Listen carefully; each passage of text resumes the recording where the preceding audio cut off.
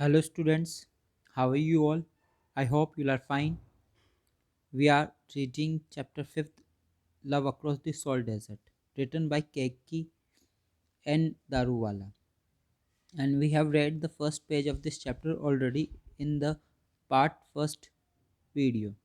And today we are tackling the part second. So without wasting time let's go there directly. तो हम सीधा वहीं चलते हैं जहाँ तक हमने इसको रीड आउट कर लिया था और आगे अब इसे हम पढ़ते हैं। तो क्या है इस चैप्टर के अंदर आगे देखने वाले हैं।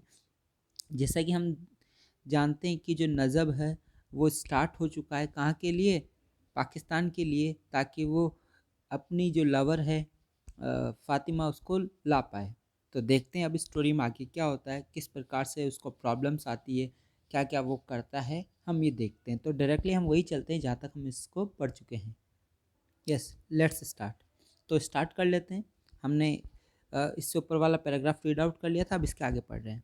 Najab pop before the flame and set out. देखो, सेट आउट का मतलब होता है रवाना हो जाना, और बो का मतलब होता है झुककर झुककर नमस्कार करना। नजब झुककर नमस्कार करता है उस फ्लेम, उस लो के सामने जो कि पंचमाई पीर साहब के यहाँ जल रही थी, और उसके बाद में रवाना हो जाता है। क्योंकि जैसा कि बताया कि शाम को ही यात्रा की जाती है रेगिस्तान में, दिन में काफ़ी धूप रहती है, काफ़ी गर्मी रहती है, जिसकी वजह से वहाँ यात्रा करना मुश्किल है। इसलिए ये यहाँ पर जो भोज है वो अर्पित करके, ऑफर करके, उसके बाद वो रवाना हो जाता है।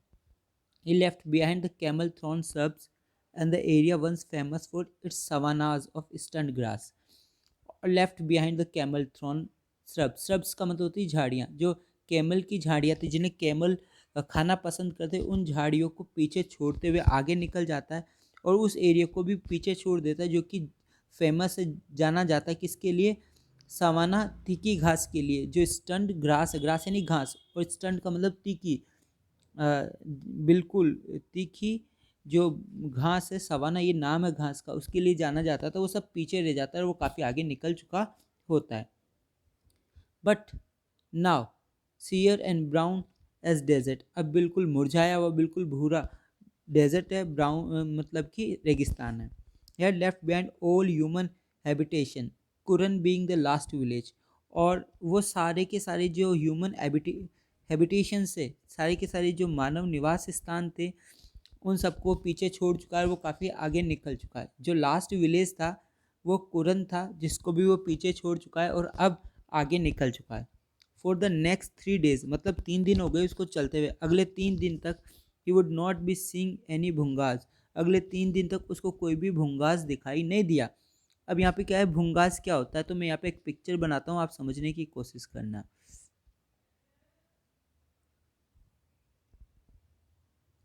तो ये आप जो पिक्चर देख रहे हो ये भुंगास है, ठीक है। इस प्रकार का जो छप्पर है वो लगाया जाता है, और ये बिल्कुल ऊपर जो है वो घास होती है, घास का छप्पर होता है, ठीक है। और ये जो मड वॉल होती है, इसको हम क्या बोलते हैं, भुंगास बोलते हैं। तो उसको अगले 3 दिन तक कोई भी भुंगास नज़र नहीं आया। भुंगास की डेफिनेशन दी गई है, वो एक रूम वाले होते हैं, 1 रूम मड हाउसेस, मतलब मिट्टी के बने हुए घर होते हैं। सर्कुलर होते हैं मतलब गोल होते हैं, एट द बेस मतलब शुरुआत से ही गोल होते हैं। And tapering into conical thatch roof at the top. और टॉप के ऊपर जो रूफ है वो थेच की बनी होती है, कॉनिकल, कौन के आकार की, ये कौन के आकार की थेच होती है, घास होती है, जो रूफ के रूप में लगी हुई होती है, टैपर की हुई होती है इसके ऊपर। Now only the sandscapes stretched out before him. देखो, सैंड स्कैप्स का मतलब है मिट्टी के टीले। आप सिर्फ और सिर्फ जो मिट्टी के जो टीले हैं वही फैले हुए उसके सामने दूर दूर तक, माइल अपॉन माइल, मीलों दूर तक। Water splash in the chagals, just a minute, yes, water splashed into chagals. देखो, आजकल हम जहीं पे भी जाते हैं, कहीं पे भी जाए, तो हम अपने साथ में वाटर का साधन करते हैं, तो हम बॉटल लेके जाते हैं साथ में। लेकिन रेगिस्तान के अंदर जब जाते हैं तो बॉटल लेके नहीं जाते, चगल्स लेके जाते हैं। ये अक्सर जो गाय भैंस बकरी चराने वाले हैं या ट्रक वाले, वो रखते हैं। ये कपड़े वगैरह का बना हुआ होता है, और इसमें पानी क्या होता है, गर्म नहीं होता जल्दी से, चगल्स, ठीक है। अगर आपने केसरी मूवी देखी हो तो उसमें वो जो अक्षय कुमार एक व्यक्ति को कहता है कि तुम पुण्य का काम कर सकते हो, जितने भी जो सोल्जर्स है वो मरे उनको पानी पिलाकर। तो वो जो पानी पिलाता है वो किसकी मदद से पिलाता है? चगल्स की मदद से पिलाता है। तो जो पानी है वो छलकता है चगल से, कहने का मतलब वो पानी पीता है। With the name of Pir on his lips Najab Hussain set forth. और पीर का होठों पे नाम लेकर नजब हुसैन है वो आगे चल निकलता है। मतलब कि वो चलता रहता है चलता रहता है, प्यास लगती है तो पानी पी लेता है चगल से, और फिर वापस से पीर का नाम लेकर वो आगे निकल पड़ता है, क्योंकि वो पीर को मानता है इसीलिए। Najab diffidence was notorious among his friend. देखो डेफिडेंस एक तो होता है कॉन्फिडेंस, कॉन्फिडेंस का मतलब होता है आत्मविश्वास, और डेफिडेंस का मतलब होता है संकोच। क्या होता है? संकोच, किसी चीज़ का संकोच करना, शर्माना। तो नजब का जो डेफिडेंस है, संकोच है, वो बहुत ज़्यादा विख्यात है, कुख्यात है अब उनके दोस्तों के बीच में। मतलब वो माना जाता है कि काफ़ी शर्मीला लड़का है, शाय बॉय है। He was known to have blushed at the mere mention of a girl. और ये माना जाता है कि वो तो बिल्कुल ब्लश करने लग जाता है, शर्माने लग जाता है, किसके ऊपर? सिर्फ लड़की के मेंशन होने पर ही। मतलब लड़की के बारे में हल्का फुल्का कह दोगे उसमें वो क्या हो जाएगा? ब्लश होने लग जाएगा। Strangely introverted lad with dreamy eyes. और ये विचित्र इंट्रोवर्टेड लैड है। देखो यहाँ पे लैड का मतलब तो बॉय है, लेकिन इंट्रोवर्टेड होता है जो हर बात को अपने अंदर रखता है, एक्सप्लेन नहीं करता है, आउट नहीं करता है, अपने मन में दबा लेता है, उसको कहते हैं इंट्रोवर्टेड। मन में दबा के रखने वाला लड़का है ये। और ड्रीमी आइज मतलब सपने देखते हैं, खुली आंखों से सपने देखते हैं। No one had ever associated him with any act of bravado. और कोई भी ऐसा नहीं है जो ये जोड़ सके कि वो उसने कभी बहादुरी का काम किया हो। कि कोई भी ऐसा नहीं है कि वो कह दे कि उसको जोड़कर देखिए कि कभी इसने अपनी ज़िंदगी में बहादुरी का काम किया हो, शाबाशी का काम किया हो, ब्रेव डू किया हो। His father Aftab. नजब जो है, नजब उनके पिताजी का नाम है वो है आफ्ताब। क्या नाम है? नजब के पिताजी का क्या नाम है? आफ्ताब। और ये किसको लेके जा रहा है? फातिमा। फातिमा को लेने जा रहा है।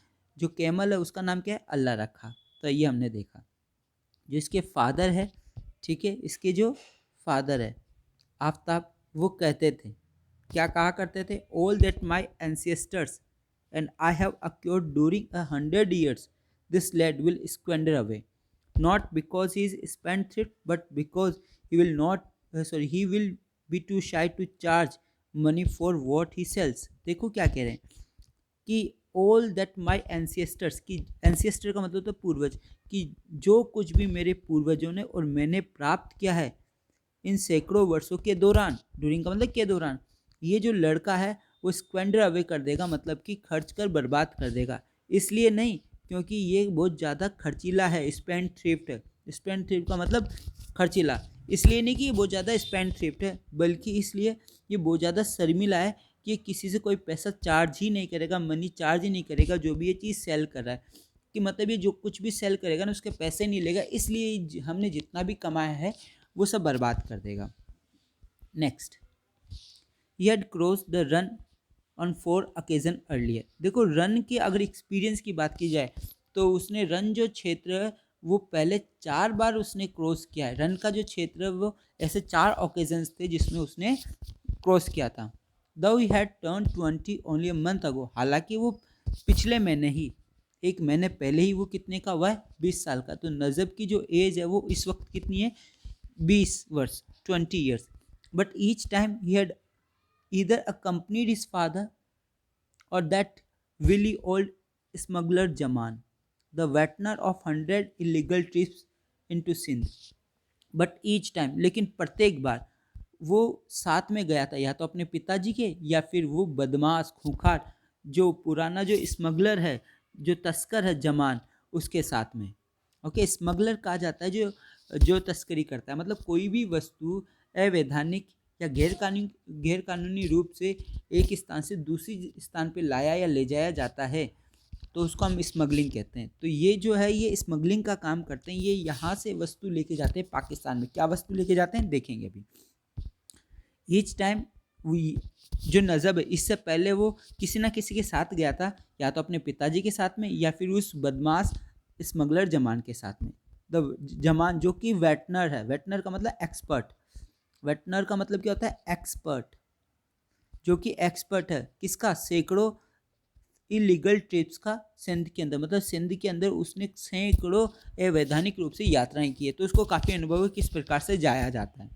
Each time they had taken tendu leaf worth about 500, और हर बार वो अपने साथ में क्या लेके गए थे, तेंदू के पत्ते वर्थ अबाउट 500, जिनकी जो कीमत है वो कितनी है 500, and sold it across the border, और इसको सोल्ड कर दिया बॉर्डर के उस पार फॉर 1200, किसमें 1200 में। कहने का मतलब है कि तेंदू के जो पत्ते वो 500 में वो खरीदते, ठीक है, और इसको फिर सोल्ड कर दिया करते किसके अंदर, 1200 के अंदर। तो इसका मतलब जो मार्जिन है वो 700 का आ गया, 700 रुपये वो मतलब कि मार्जिन है उनका, कमीशन है एक तरह से देखा जाए तो।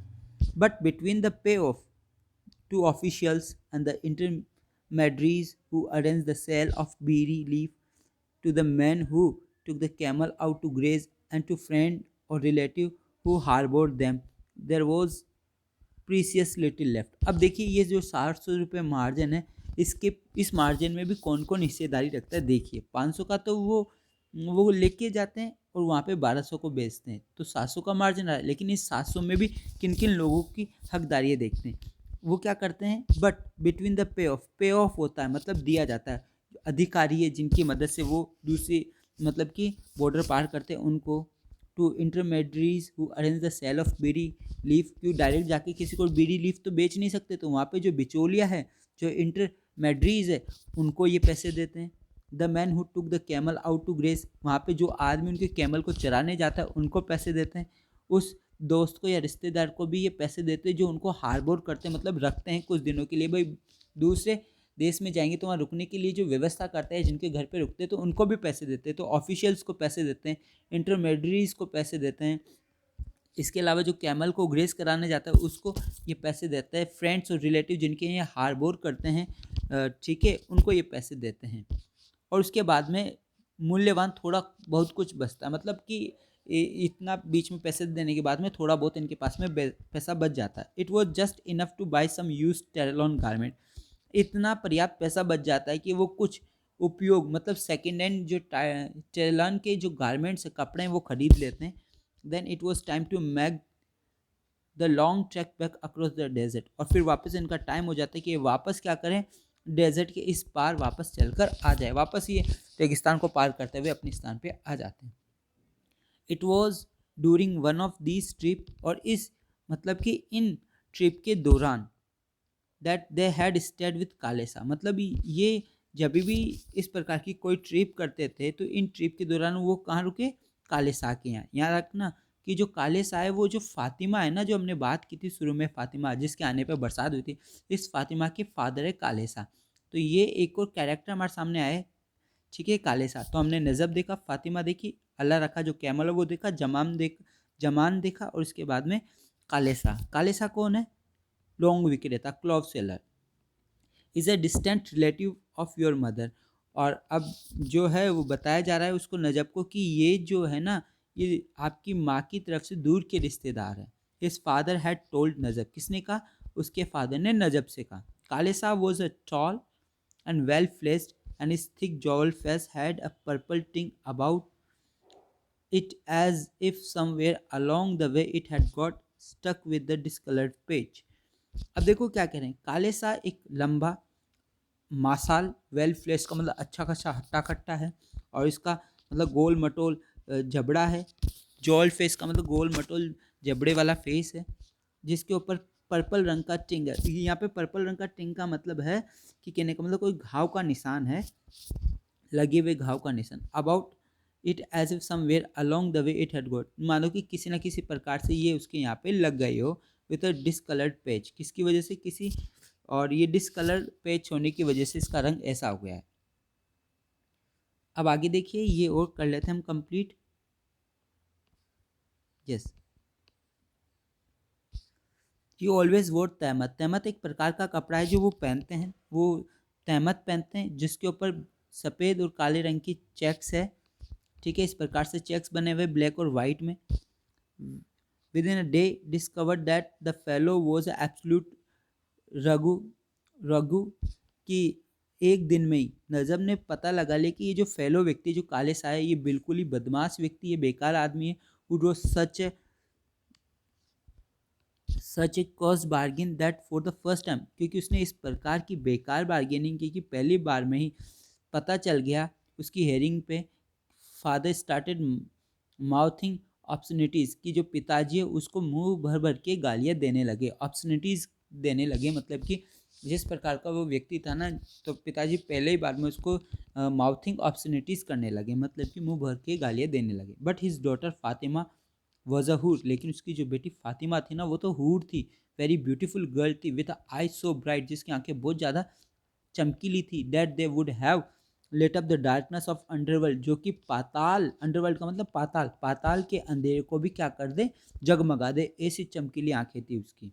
सी was taken by his quiet, और वो बहुत ज़्यादा अट्रैक्ट हुआ, टेकन बाय का मतलब अट्रैक्ट हो गया, किससे, उसके शांत और खुशनुमा जो, सॉरी, और वो जो फातिमा है वो भी काफ़ी आकर्षित हुई, किससे, नजब से, नजब की किस चीज़ से, जो शांत और खुशनुमा जो जो ये यंग मैन था, इससे बहुत ज़्यादा वो अट्रैक्ट हुई। So ready with his smile, इसलिए वो उसकी तरफ स्माइल करने लगी, हमेशा तैयार रहती स्माइल के साथ में। But she could hardly elicit a word out of him, लेकिन वो मुश्किल से कोई शब्द उसके मुंह से निकलवा पाई। Fatima had been under pressure. अब हम इसको यहीं तक पढ़ेंगे, बाकी जो हम नेक्स्ट पार्ट में लेंगे। यहाँ तक आपको समझ में आया होगा, हमने काफ़ी अच्छी तरह से और सही ढंग से पढ़ा है, ठीक है। I hope you have got it well. Goodbye, take care your self.